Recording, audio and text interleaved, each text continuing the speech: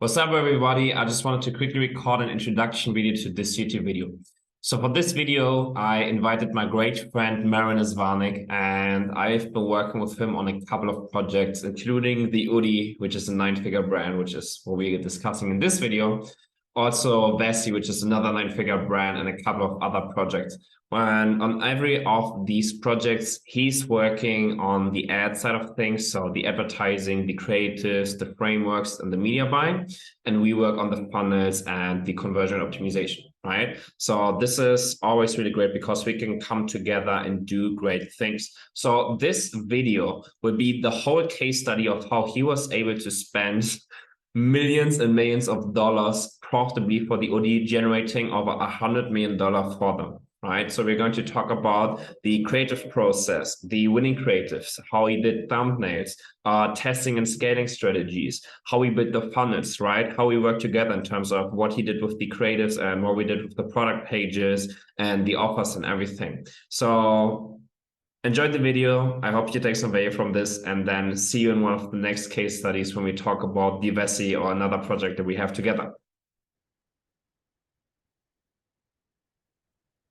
Okay, guys, so today we are going to cover the Oodie Facebook case study.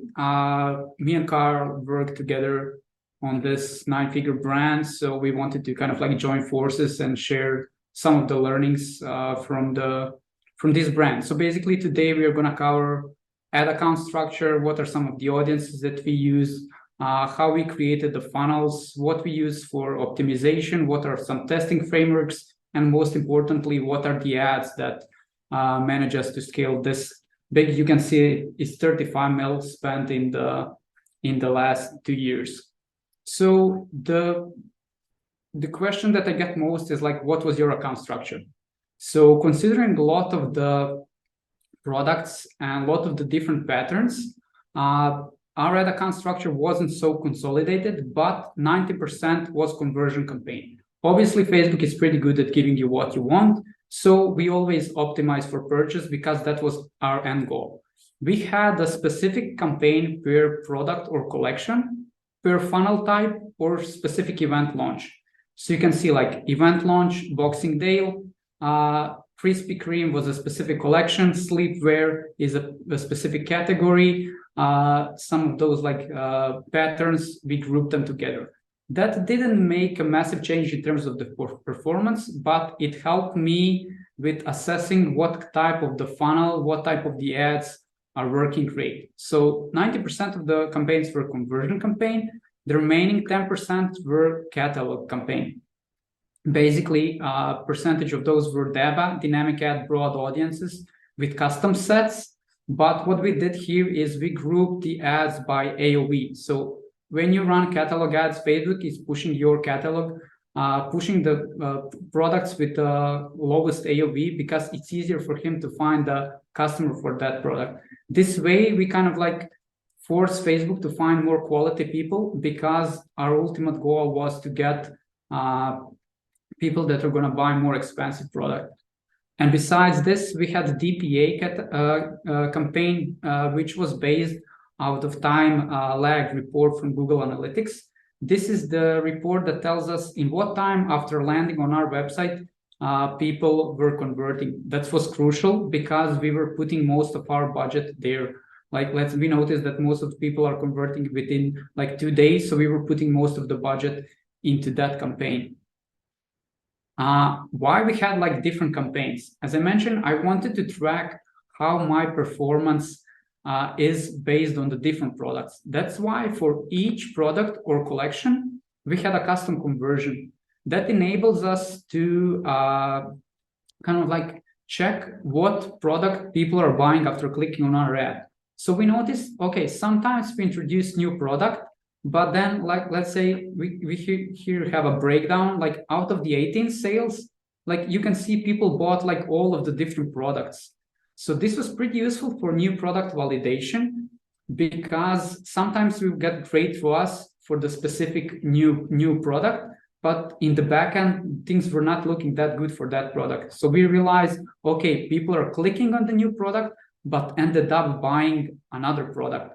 This was crucial to understand what impact new ad and new product can have. It's pretty easy to create it. You create the custom conversions based on the purchase event out of the content ID from your product page from Pixel Helper. And then each time when you hover over the results, custom conversion is fired, and you can see actually what products people are buying. The next most frequent question was like, what kind of audience were you using? I guess you were kind of like overlapping with yourself like too much. To be honest, like I am, but when you're spending that much, it's impossible not to have an overlap. So basically all of my testing and scaling was done with a broad audience, because Pixel had like so much of data. Like running on broad was something that kind of like helped us tremendously. But when we identify some ads that were working good on broad, we kind of like added with interest. Interest usually had higher efficiency, but they were not so scalable.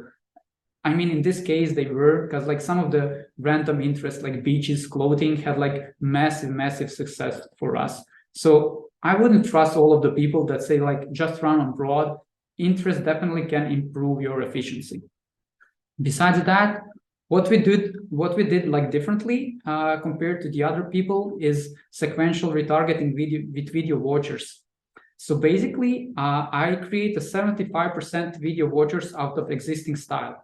So let's say if you saw 75% of my unboxing video, I'm gonna make you watch 75. I'm gonna make you watch I don't know, certain product video. If you saw a certain product video, then you're gonna watch testimonial video. This way, I'm constantly kind of like looping them with a different content, different pattern. Frequency is not high because they're not seeing the same product over and over. They're seeing like different ads that help us kind of like bridge the gap, because in different parts of the journey, people have different objections. So this way we were overcoming that. Regarding the funnels, so this was pretty straightforward, I would say, considering the product is not kind of like solving a problem. Most of the product launches, most of the like ads for product launches were leading to a collection page. Let's say we have a new Batman launch, we have multiple patterns, we lead to a collection page for that category. What's important here is note that that link was hidden from the navigation on the website. So basically you could access it only via ads. That way we kind of like ensure that people that are coming to the collection page about the product came only through the ad. And obviously like the ads were aligned with the landing page that helped with the conversion rate, which Carl can probably expand a bit more. What I wanted to note here before he showed you. So during the sale, we had like sales a few times a year, and the offer was like save up to 50%, because we found out like save up to 50 always sounds more exciting to the people when you say like saved 10%.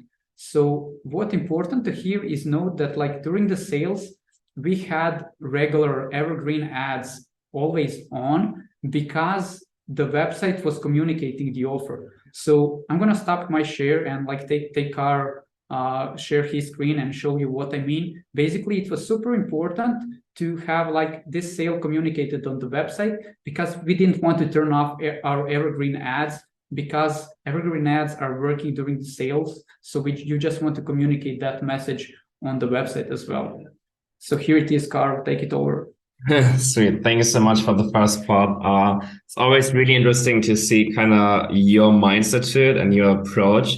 Because as you know, like I always just work on the pages or the funnels and stuff. So I think it's really interesting in terms of how you approach it for the creatives or the media buying aspect. And what I think and what I really liked, and it was a golden nugget for me, was that you talked about prospects have a certain customer journey, and in the customer journey, they have certain objections or certain anxieties. So it's really great to have different ads covering that, right? So for example, you have the first touch point with them, then you play a different ad, and then a different ad, and then a different ad. And then they've been going through like the whole phase, and they've been shown the different product benefits, or you've handled different objections from them. So I really like that.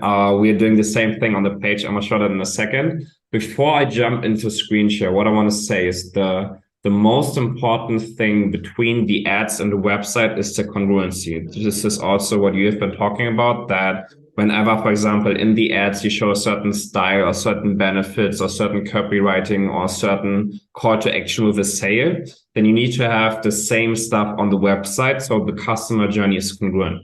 So I'm gonna jump into the product page now and show some examples.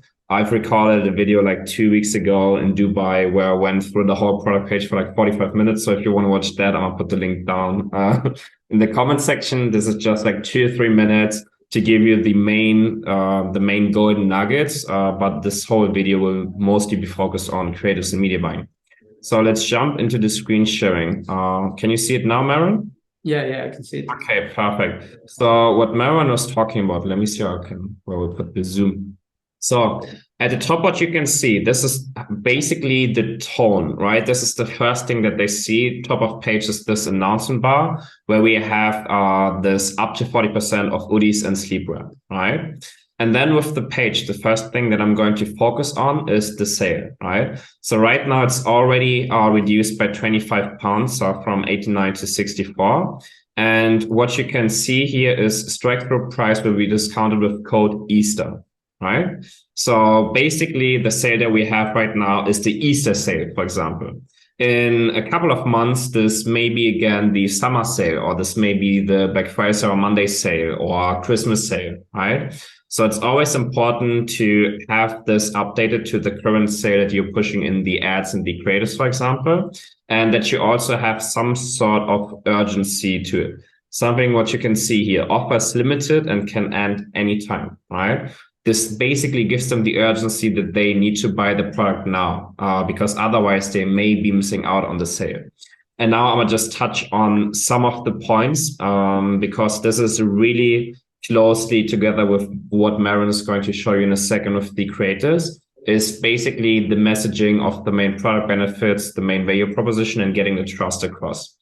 What you want to do with the ads is mostly get the attention, right, to push them through website. And now on the website, we want to establish the trust to them. So some of the aspects that I'm going to show you is how to establish this trust, right? At top, you can see this social proof section, which is showing them that other people have bought the product and rated it really well.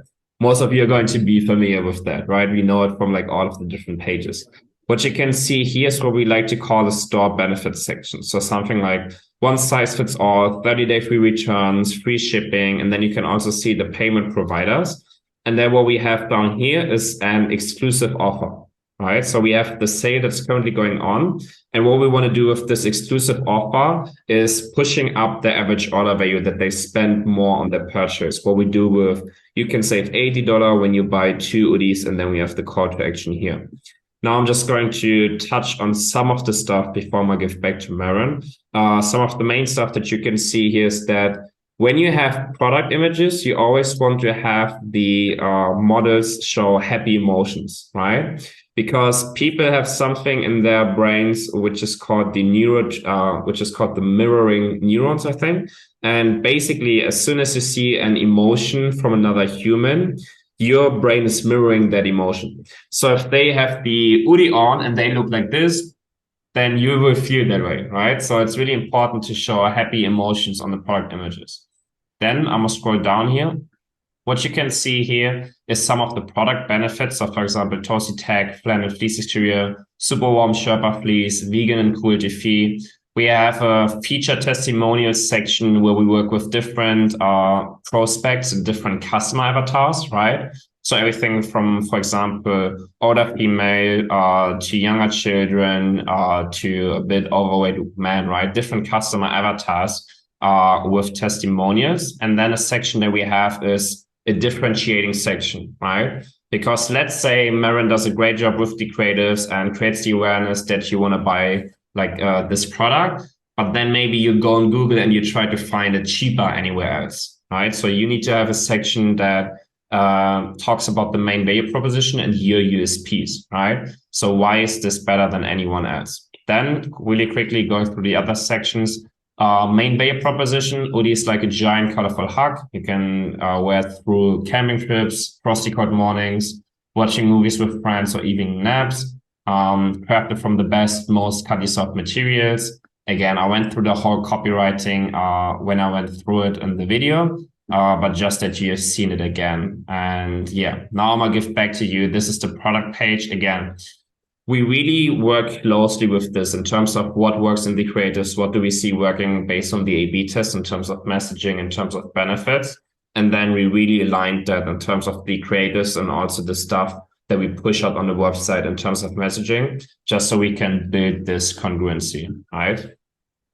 Very well said. I think that like congruency is the most important part between the ad and the website. So I'm gonna again share the screen to showcase some of that. But before we go with that, I wanted to mention also, so besides leading people to collection page, so Carl, like on a monthly basis, provides me a report. Hey man, these are the like best-selling products. Let's push some traffic to those product pages. So then I created a specific ads. Let's say in this is like, I don't know, cat Oodie. So we push people to cat product page. Besides that, we create a carousel which consists only out of like our top selling product pages. So like whichever ad you click on, you will land on a high converting product pages. That improves my efficiency, that improves the overall ROAS of the ad account, and improves the revenue and conversion rate of the website. Regarding the optimization, so how my thinking process was, so basically MER was our directional metric. So on a monthly basis, we know, okay, this is the metric that we need to hit. MER is basically sum of all of the advertising costs compared to the revenue of a store. So we know like, okay, maybe Facebook is doing great, but if store is not doing great on a monthly level, I'm not increasing the budget, because store level is most important thing. After that, we were using third-party tracking softwares like Norbeam and Triple Whale to confirm our decision making. But what's important to note was on a daily basis, I was comparing my Facebook revenue to the Shopify revenue. So I know like average was 45. So I know like on certain days, okay, numbers do not look good. Maybe Facebook is not kind of like getting all of the data, or like maybe an email was sent that resulted in a spike in revenue that I know, okay, I'm not responsible for the great results. It's email responsibility. And like, I don't have to bump the budget. Regarding the decision in Ads Manager, so we were looking at like, we tried to triangulate the decision making. So we were looking today results in last 3 days, results in last 7 days. That gives us a mix of the recent data and historic performance, because it doesn't make sense to make decision based only on 1 day. We need to have like multiple touch points to see whether it is trend happening or not. And obviously, when you're spending so much money, you need to leveraging early indicators like cost per add to cart, hold rate, thumb stop ratio. Basically, sometimes that would give us a pretty good indication whether the ad would be good or not. How we tested. So basically, most of the tests were done in a dynamic creative. We had 2 campaigns, one campaign for dynamic creatives for all of the existing products, and one campaign for all of the new products. So we always pair one ad. We had like multiple variation, whether it is like different hooks, different length, or different thumbnails. So we launched like, let's say 1 copy, 2 headlines, and 4 videos based on like different hooks. It's important to note that we never had like more than 20 combination, because if you have more than 20 combination, Facebook is overwhelmed. Some of the combinations do not even get a spend. So we let Facebook decide the winner. After a while, we check the breakdown data, we make educated guesses, and then we take only winning ads from the dynamic tests with the post ID and put it into our scaling campaign. That is something that kind of like was super easy for us to test, super lean on testing, so much creatives. Then you just extract the winners and run that in a scaling campaign. In one of those tests that I did with 3 videos for a Batman launch, I launched with two audiences, one with broad and one with a Batman interest stack.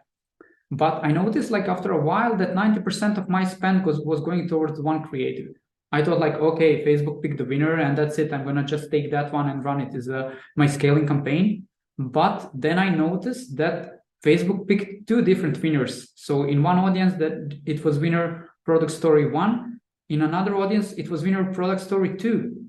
So I checked closely what was the thing, and I noticed like the thumbnails. So here we had a product of a close-up thumbnail, and we had a like here collaboration that says Batman versus the Oodie.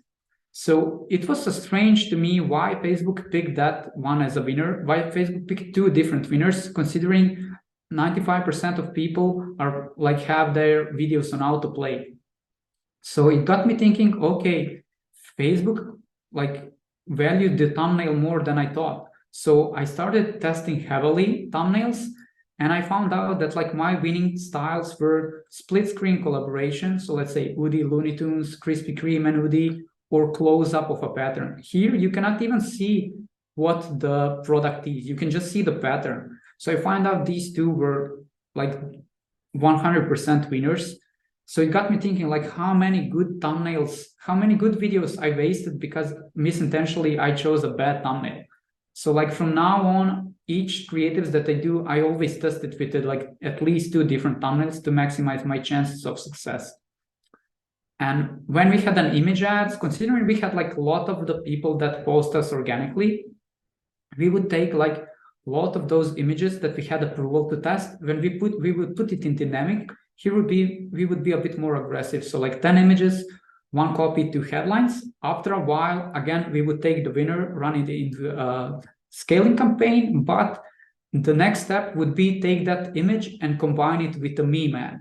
So basically we know that like from the learnings and from the post-purchase service and stuff like that, and the information Carl provided, we know like our people, a lot of our users and buyers are kind of like teens or like in like early 20s. So like they are familiar with the memes. So we kind of combine winning image with the meme to combine like even a better ad. You can see like this ad has 7.5K comments, which kind of like adds to that social proof that Carl mentioned that is very important on the product page.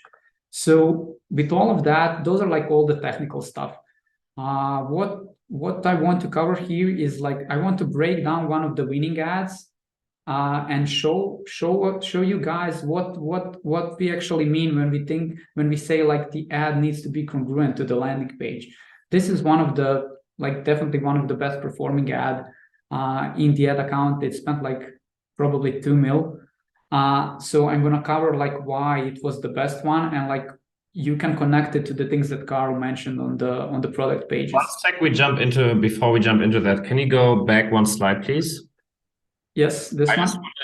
I just want to say how smart this is, right, from your side in terms of choosing a meme there, and I want to get people to understand this, right? Because you just said it like on just like a small sentence, like, yeah, social proof is important. Let me show you the winning ad. But what you're doing here, you are getting people to engage with the ad and have discussions and tag friends, right? So maybe, for example, I like the meme, even though I'm not buying the product, I'm not tag Marin and I say, bro, look at this meme. This is hilarious, right? Then you go on the ad and you write something back. Maybe you tag somebody. So you have like a huge comment section where everybody tags their friends or brothers or family or whatever. And this is drawing a lot of attention first to the ad, to potentially more prospects and more audience. So you're getting more reach and more impressions with the ads, right? So it's basically cutting down what you're paying for the traffic. And it's also, secondly, creating this huge social proof of so many people engage with the ad and so many people comment that this has to be a good product, right? This is what's going through the mind of the potential customer. So I just wanted to take a section and talk about that before you jump into the winning ad. Yeah, I mean, like even here, you can see like 5K of comments, 680, 1.1, like 3K, So basically that social proof is important. Like when you spend more, you get more social proof. When you get more social proof, people are looking into like in those comments. Facebook is favorizing you. It enables you to spend even more. So it's kind of like a circle with social proof, good performance, and more spend. But yeah, let's go to the winning ad. So basically here, one of the thumbnails, this was not one of those that I mentioned as a winning one, but it is a custom thumbnail. Why it is a great custom thumbnail? It communicates the product both with an image and with a text. It says like huge wearable blanket. Even without like starting the video, you can understand what the product is. It has arrows. So people subconsciously are always like looking at the end of the arrow. Okay, what's here? Here's the product. And we have like this heart eye emoji, which is kind of like one of the most used emojis in the world, which is tied to people being happy, people being satisfied, so that they always want to see. So they're tying this product with a happy emotion.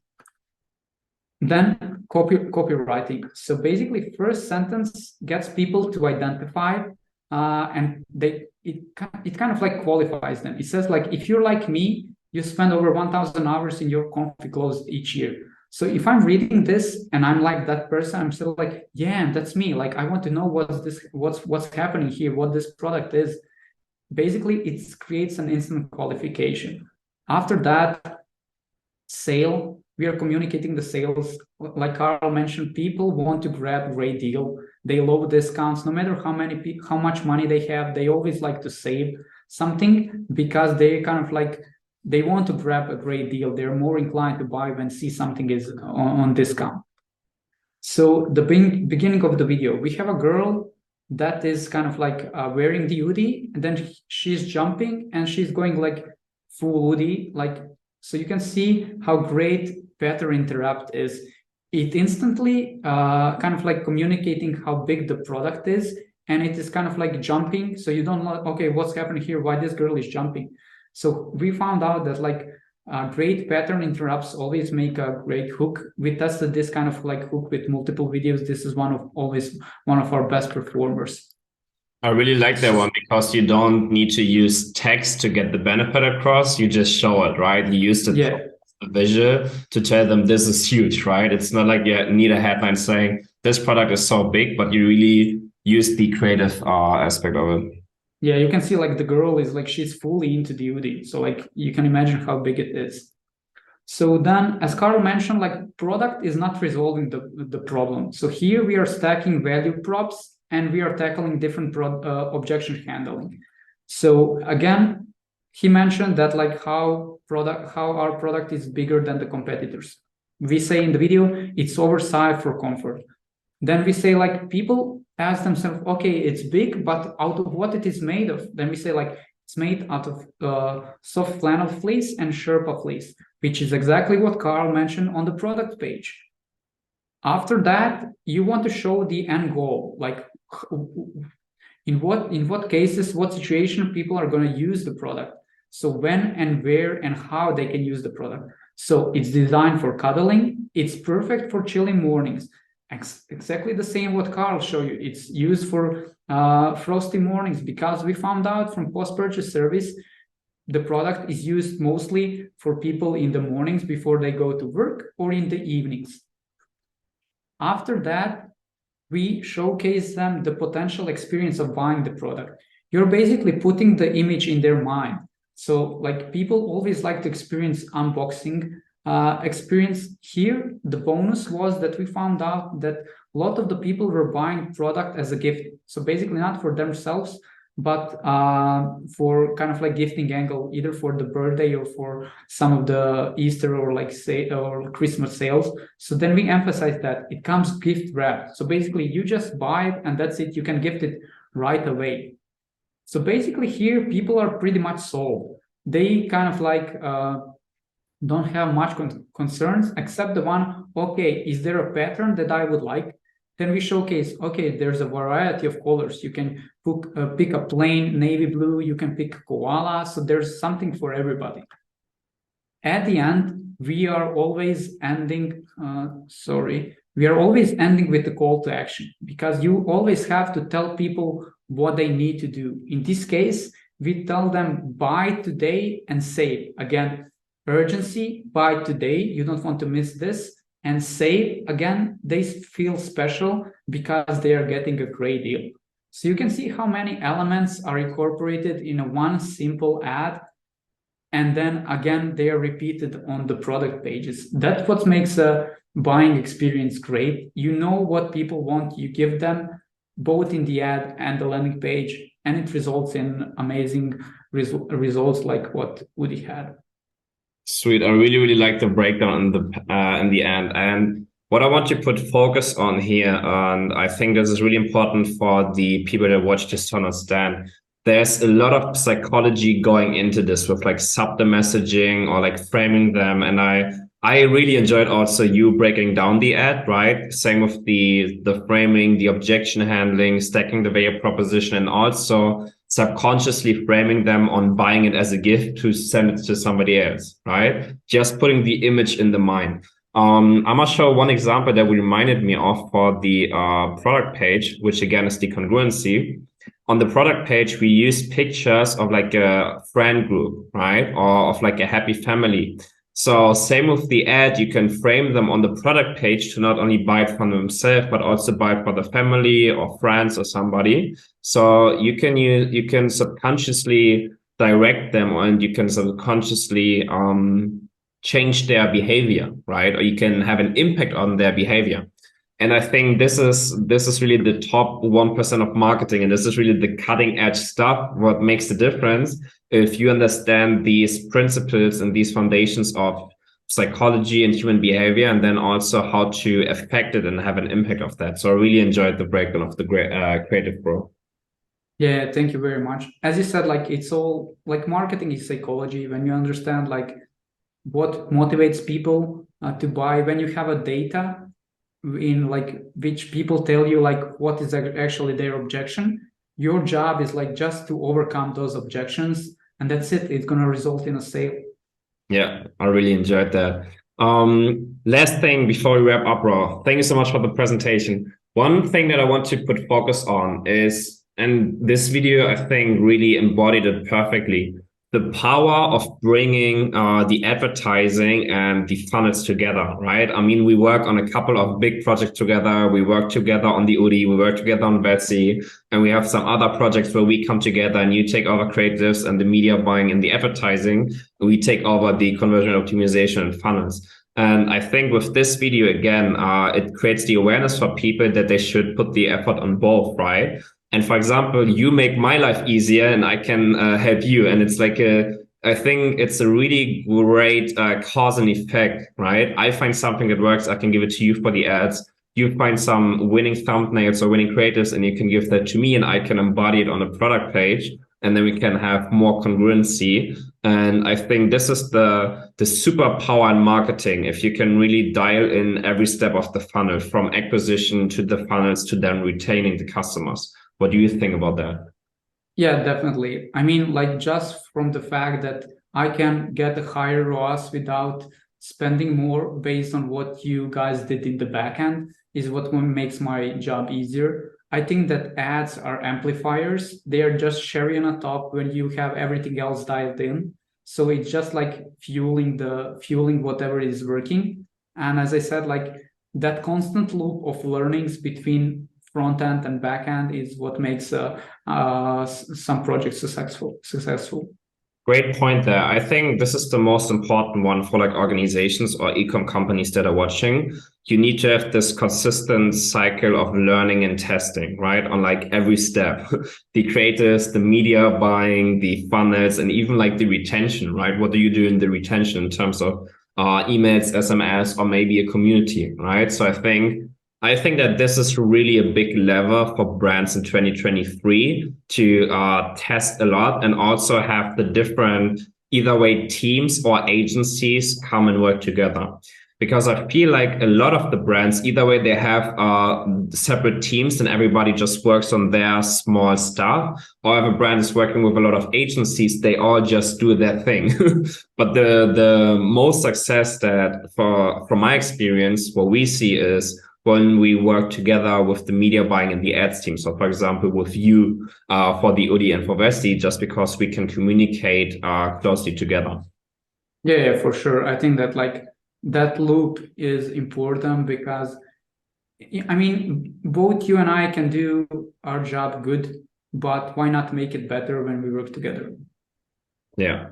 Sweet. Well, thank you so much for sharing everything. We will have another recording in like a month or two about the whole Vesti case study.